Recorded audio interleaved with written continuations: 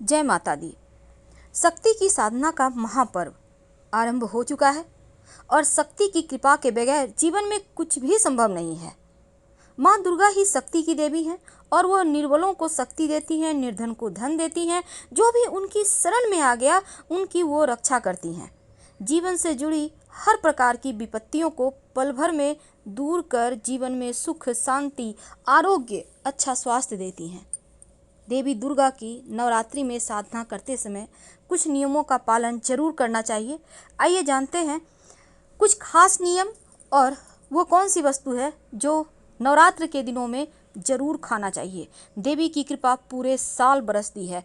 चाहे आपके जीवन में धन की मुश्किल हो, संतान की चाहत हो, नौकरी व्यापार की मुश्किल हो, शत्रु परेशान करें या जीवन में आप सुंदरता चाहते हैं, वाणी की शक्ति चाहते हैं, जैसी भी मनोकामना है, 9 मनोकामनाओं को सिद्ध करने वाली देवी, 9 मनोकामनाओं को पूरा करने वाली देवी माँ आपकी मनोकामनाओं को पूर्ण करेंगी। तो नवरात्रि में जो माँ दुर्गा हैं उनकी उपासना जब भी आप कीजिए, जब भी मंत्र जप कीजिए, अगर संभव हो तो चंदन की माला से करें। अगर चंदन का माला नहीं है तो कोई बात नहीं, आप 108 पुष्प गिन कर रख लें, फिर उससे कर सकते हैं। एक एक करके पुष्प अर्पित करते जाएं माता रानी को। पुष्प नहीं है तो आप बादाम रख सकते हैं, मिश्री के दाने रख सकते हैं, कुछ भी रख सकते हैं। माँ लक्ष्मी की उपासना अगर कर रहे हैं नवरात्र के दिनों में तो माँ का मंत्र माँ लक्ष्मी का स्फटिक की माला से या कमल गट्टे की माला से जपना चाहिए। अगर यहाँ भी आपके पास माला नहीं है तो ऐसी स्थिति में आप, जैसा कि हमने बताया, बादाम, मिश्री या पुष्प लेकर आप गिनती करके अर्पित कर सकते हैं।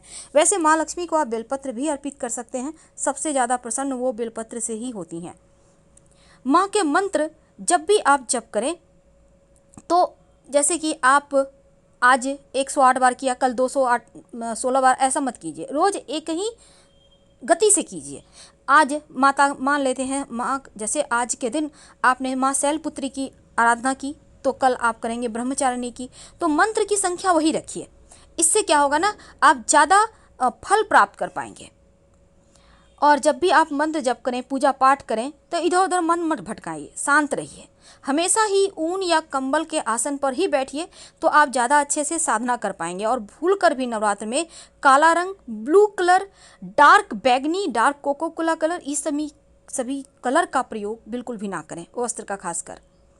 माँ दुर्गा को तमाम वस्तुएं अर्पित होती हैं तो पहले से ही एकत्रित करके रख लें ताकि आपको बाद में असुविधा ना हो। नवरात्र में देवी दुर्गा की साधना आराधना करते समय आपका फेस हमेशा पूरब या उत्तर दिशा में हो, इस बात का ध्यान रखिए। और नवरात्रि में देवी की आराधना करते समय ब्रह्मचर्य का पालन करना अति आवश्यक है। मन में भूल से भी किसी भी तरह का गलत विचार मत लाइए और भगवान के, माता रानी के जिस भी स्वरूप की आप साधना आराधना कर रहे हैं उनके स्वरूप का मन ही मन हर समय ध्यान कीजिए। तो शक्ति की साधना का शुभ फल प्राप्त करने के लिए व्रत रखा जाता है। आप व्रत रखें या ना रखें, कम से कम लहसुन, प्याज, मांस, मदिरा, इन चीज़ों का सेवन भूल कर भी ना करें, वरना आपको व्रत का पूरा फल नहीं मिलेगा। तो नवरात्र में वो कौन सी वस्तु है जिसे आपको जरूर खाना चाहिए ताकि माता रानी की कृपा बरसती रहे। महाअष्टमी के दिन माँ महागौरी की पूजा की जाती है। इस दिन संतान प्राप्ति के लिए, उत्तम जीवन साथी की प्राप्ति के लिए, घर में सुख शांति के लिए माँ महागौरी की विशेष पूजा की जाती है।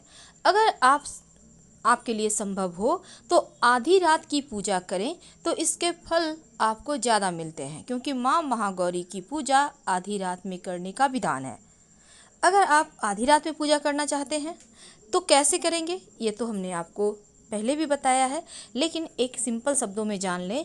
माँ महागौरी को दूध एक कटोरी में रख कर भेंट करें और उसमें एक चांदी का सिक्का रखकर उनको अर्पित कर दें। चांदी का सिक्का आपके पास पहले से है, उसको भी गंगा जल से धोकर शुद्ध करके आप डाल के अर्पित कर सकते हैं। और अगर आप रात में पूजा करते हैं तो आपको अगले दिन इस कटोरी को उठाना है, दूध को किसी पौधे में डाल दें, या आप गाय को तो दे नहीं सकते, अब ऐसे में पौधे में ही डाल दीजिएगा और जो सिक्का है उसको पोंछकर अच्छे से अपने पास सुरक्षित रख लें। जीवन में धन की कमी, मुश्किलें नहीं आएगी और समय पे जब भी आपको ज़रूरत होगा धन आपको मिल जाएगा। तो चलिए, ये तो थी सिंपल तरीके से आपको हम एक बार फिर से बताएं, क्योंकि बहुत सारे दर्शकों का अनुरोध है छोटे से वीडियो में बताइए, तो हमने सिंपल तरीके से बताया। अब इस दिन महाअष्टमी के दिन क्या खाएंगे? देखिए, माँ महागौरी को नारियल का भोग लगाया जाता है और सफ़ेद मिठाई का भोग लगाया जाता है।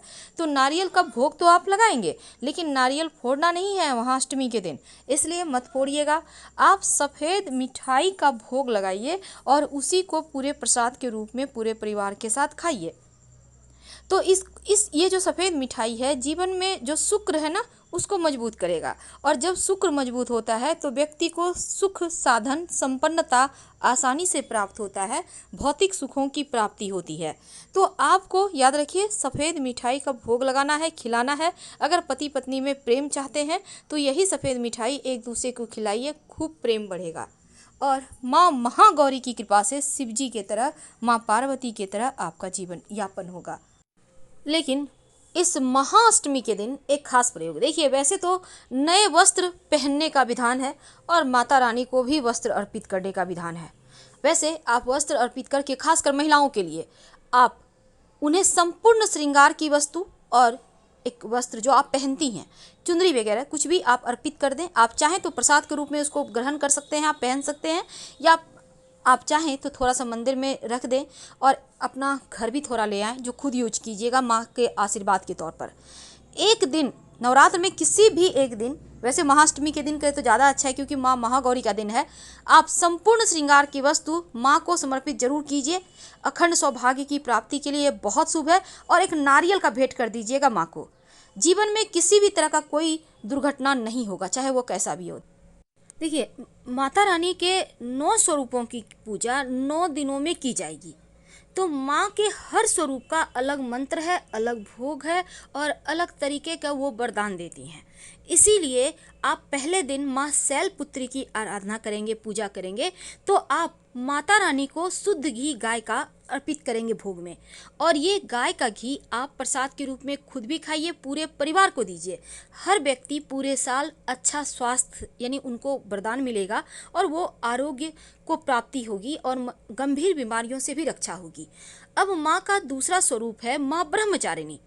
जब आप माँ ब्रह्मचारिणी की पूजा करेंगे तो माँ को शक्कर का भोग लगाया जाता है, शक्कर या फिर मिश्री जिसको चीनी कहते हैं। तो आप भोग लगाने के बाद प्रसाद के रूप में पूरे घर परिवार के साथ खाइए।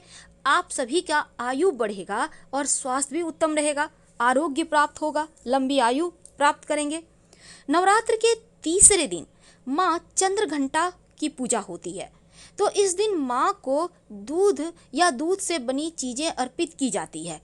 दूध आप चाहें तो गाय का कच्चा दूध आप एक कटोरी में, चांदी की कटोरी में या कोई भी कटोरी आपके पास है, तो माँ को भोग लगाइए, फिर प्रसाद के रूप में खाइए। या आप दूध से बनी हुई कोई भी मिठाई माँ को भोग लगा सकते हैं और प्रसाद के रूप में खाइए। आप दान भी कर सकते हैं थोड़ा सा मिठाई। खुशी बढ़ती है, जीवन में खुशियाँ आती हैं। नवरात्र के चौथे दिन माँ का जो चौथा स्वरूप है कुष्मांडा स्वरूप की पूजा होती है। माँ की उपासना करने से कठिन रोग, जटिल से जटिल समस्या, हर कष्ट दूर हो जाते हैं। तो माँ को मालपुए का भोग लगाया जाता है। अब मान लेते हैं मालपुए आपको नहीं बना पाए किसी कारणवश, तो आप गुड़ का भोग लगाइए, खुद भी खाइए और सबको खिलाइए। बुद्धि तेज होगी, आपकी वाणी की शक्ति बढ़ेगी, दिमाग एक्टिव रहेगा। नवरात्र के 5वें दिन माँ स्कंद माता की पूजा की जाती है और माँ के इस स्वरूप की पूजा करने से भक्त की सभी मनोकामनाएं पूर्ण होती है, संतान की प्राप्ति होती है। इसलिए माँ को इस दिन केले का भोग लगाएं। जब भी केले का भोग लगाएं जोड़े की संख्या में, यानी 2, 4, 6, 8, 5 या 11 साथ मत लगाइएगा। केले का भोग हमेशा जोड़ा ही लगाना चाहिए। और अगर गुरु कमजोर है तो आप केला दान भी कर सकते हैं। नवरात्र के छठे दिन देवी कात्यायनी की आराधना की जाती है और उनकी पूजा करने से अर्थ, काम, मोक्ष की प्राप्ति होती है। माँ को शहद का भोग लगाया जाता है। अगर आपके घर में चांदी का बर्तन है तो उसी में रखकर शहद का भोग लगाइए और पूरे परिवार के साथ खाइए। जीवन में मिठास घुलेगा, प्रेम बढ़ेगा अपनों के साथ। 7वें दिन माँ कालरात्रि की पूजा होती है। माँ कालरात्रि भूत प्रेत नकारात्मक शक्तियों से रक्षा करती हैं, सभी दुख दूर करती हैं। तो माँ को गुड़ का भोग लगाया जाता है। गुड़ जब भी आप भोग लगाइए तो आधा गुड़ घर में अपनों के साथ खाइए प्रसाद के रूप में, और आधा गुड़ किसी को दान कर दें या पास के मंदिर में रखाएं। जीवन के कष्ट मिटेंगे, किसी भी तरह का नकारात्मक ऊर्जाएं समाप्त हो जाएगी। नवरात्र के 8वें दिन माँ महागौरी को नारियल का भोग लगाया जाता है, और नारियल का भोग लगाने से घर में सुख समृद्धि बढ़ती है, संतान से जुड़ी समस्या दूर होती है, और पूरे परिवार के साथ प्रसाद में जो भी आपको नारियल मिल गया है जरूर खाइए, खुशियां बढ़ेंगी, सुख आएगा। और आखिरी दिन माँ सिद्धिदात्री की पूजा होती है। तो माँ सिद्धिदात्री को जगत को संचालित करने वाली देवी माना जाता है, और इस दिन माता को तिल का भोग लगाया जाता है। तो नवमी के दिन तिल का भोग लगाने से किसी भी तरह का जीवन में अनहोनी नहीं होती, जो आकस्मिक घटनाएं हैं वो नहीं घटती, और जीवन एकदम से स्मूथ चलता है। तो माँ के 9 दिनों में 9 भोग लगाइए और प्रसाद के रूप में खाइए। लेकिन जो 10वीं तिथि है, जिसको हम विजयादशमी कहते हैं, विजयादशमी के दिन पूरे परिवार के साथ मिलकर माता रानी के मंदिर जरूर जाइएगा, और एक न एक नया वस्त्र जरूर पहनिएगा। जरूरी नहीं कि सारे वस्त्र नया हो, एक न एक पहनिए, और माता को आप पान का भोग लगाइए, पान अर्पित कीजिए, और पूरे परिवार के साथ पान खाइए। पूरा साल आपका बहुत ज़्यादा जीवन में खुशियाँ लेकर आएगा, सुकून लेकर आएगा। और एक दिन नवरात्र में किसी भी दिन माँ को, वैसे महाअष्टमी के दिन कोशिश कीजिएगा, एक कटोरी में दूध ले लें, उसमें एक चांदी का सिक्का डालकर माँ को भोग लगाएं। 1 घंटा कम से कम माँ के सामने रहने दें। बाद में इस सिक्का को पोंछ कर अपने पास संभाल कर रख लें। जो दूध है थोड़ा थोड़ा प्रसाद के रूप में खा लें, एक बूंद, और बाकी का ज़्यादा दूध नहीं लीजिएगा, इतना ही लीजिए कि चांदी का सिक्का उसमें डूब जाए। छोटा बड़ा सिक्का मायने नहीं रखता, नया पुराना भी मायने नहीं रखता, आपके पास जो है उसी को डालें, लेकिन सिक्का हो। और बाकी का दूध किसी पौधे में डाल दें। वैसे दूध थोड़ा ही लीजिएगा, याद रखिए, ज़्यादा आपको बर्बाद नहीं करना। तो इस तरह से आप 9 दिनों में 9 भोग आपको जरूर खाना है। घर में पूजा पाठ करें, नहीं मान लीजिए किसी कारणवश घर में पूजा नहीं हो पा रहा, तो आप कहीं से भी प्रसाद की व्यवस्था करें और खाइए। और साथ ही नवरात्र के 9 के 9 दिन पान मत खाइएगा, 10वीं तिथि को खाना है। और साथ ही 2 लौंग माता रानी को नियमित रूप से अर्पित करें और प्रसाद के रूप में खाएं। शत्रु विरोधी शांत रहेंगे, हर तंत्र क्रियाओं से रक्षा होगी। हम आपसे विदा लेते हैं। हर हर महादेव। प्लीज़ लाइक कर सब्सक्राइब